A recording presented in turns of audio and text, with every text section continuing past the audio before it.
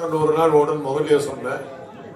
இப்போல்லாம் சினிமா எத்தனை நாள் ஓடுதுங்கிறதெல்லாம் கணக்கு இல்லை, எத்தனை ஷோ ஓடுதுங்கிறது தான் கணக்கு. கலெக்ஷன் ஃபஸ்ட்டு ஷோவிலேயே பிச்சுக்கிட்டு ஓடிடுச்சுன்னா போதும், அதுக்கப்புறம் ஓடுறதெல்லாம் லாபம். அந்த மாதிரி வரும்.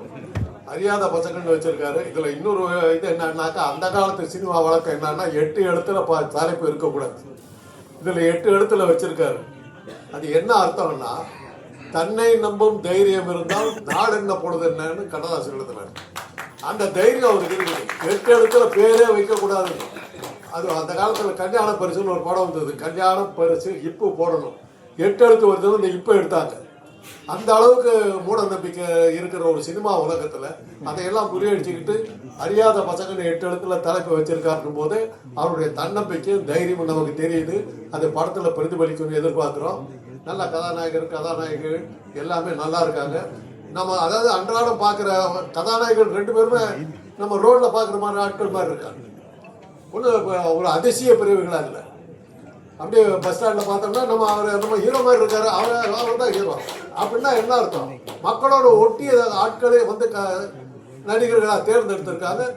அவங்கள பார்க்கும்போது ஓ, நம்ம பற்றி தான் அந்த கதையில் வருது போட்டிருக்காரு, இவர் நம்ம நாட்டுமே இருக்காரு, நம்ம கதையை தான் அவர் சொல்கிறாரு போட்டிருக்குங்கிற ஒரு அந்யோன்யம் அந்த படத்தில் ஏற்படுங்கிற நம்பிக்கை எனக்கு இருக்குது. நல்லபடியாக வரும். ரகுவுக்கு வாழ்த்துக்கள். அவர் இசையமைப்பாளராக இருந்து நடிகராக உயர்ந்திருக்கிறாரு.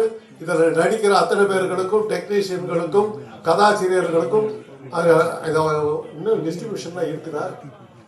டிஸ்ட்ரிபியூட்டர்லாம் இருக்காங்களா? இந்த படத்தையெல்லாம் விற்கிறதுக்குன்னு அதெல்லாம் ஒரு கூட்டம் இருக்கும். அதெல்லாம் இருக்கா? இங்கே இருக்கா? அவங்களுக்கும் எல்லாத்துக்கும் ஒரு வாழ்த்தை சொல்லி, தயாரிப்பாளராக இருக்கிற பவுனம்மா அவங்க தான் தயாரிப்பாளர், நான் எதிர்பார்க்கவே இல்லை. அவங்களுக்கு என்னுடைய மிகப்பெரிய மரியாதையும் வாழ்த்தையும் தெரிவித்து, உங்கள் படிப்படியாக நீங்கள் இன்னும் நிறைய படங்களை தயாரிக்கணும். சினிமா உலகம் அழியக்கூடாது.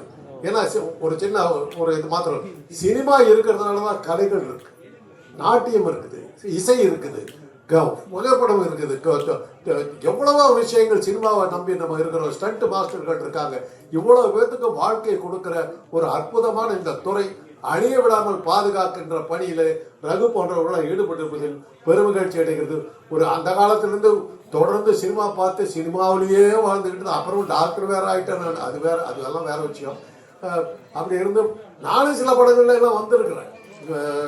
இது தசாவதாரம் படத்துல எல்லாம் Avtar Singh role, it's a medical miracle டைலாக்லாம் நான் தான் பேசுவேன். அதெல்லாம் இருக்குது. ஒரு கமல் வந்து திருப்பி கூப்பிட்டாரு. அப்புறம் இசைங்கிற படத்தில் எஸ்.ஜே. சூர்யா வந்து ஒரு சீனில் போட்டார். இது மாதிரி அரைக்கா சீனில் கால் சீனில் வந்து ஒரு ஃப்ரேமில் மாத்திரம் தலை காட்டிட்டு போகிற வழக்கமெல்லாம் எனக்கு உண்டு.